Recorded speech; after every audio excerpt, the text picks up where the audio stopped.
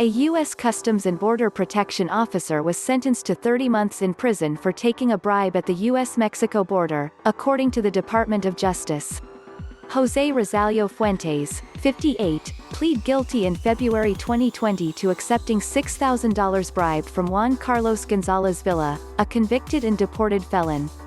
At the time of the incident, Fuentes was a canine officer operating in Nogales, Arizona.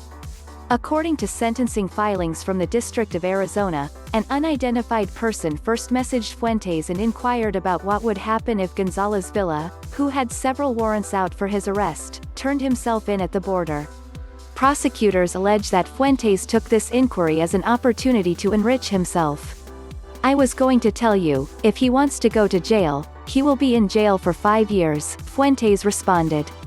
"Or he can wait for when I'm there and then well, he passes, right?"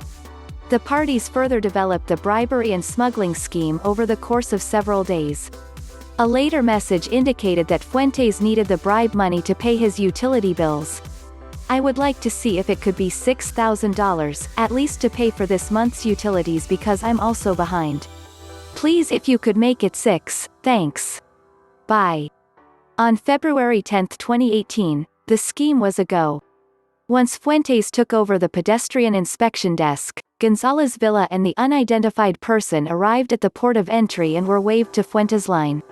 Once there, Fuentes pretended to swipe Gonzalez-Villa's identification card into the system and allowed him to pass through the border without trouble, according to surveillance footage presented by the prosecution. Fuentes then messaged the unidentified person who was with Gonzalez-Villa after assisting them through security, stressing the importance of keeping the deal a secret. Juan Carlos Gonzalez-Villa cannot be saying anything please and thanks because this was a godsend because I didn't have to pay the rent or the car, power, etc., Fuentes wrote. Gonzalez-Villa sent the money to Fuentes but was arrested 1 week later on outstanding warrants, including a felony weapons charge. According to the DOJ, this was not the first time Fuentes abused his power to allow undocumented immigrants into the country. Fuentes' sentencing records indicate that he was previously involved in a similar scheme to let in drug traffickers for a fee of $4,000 per person.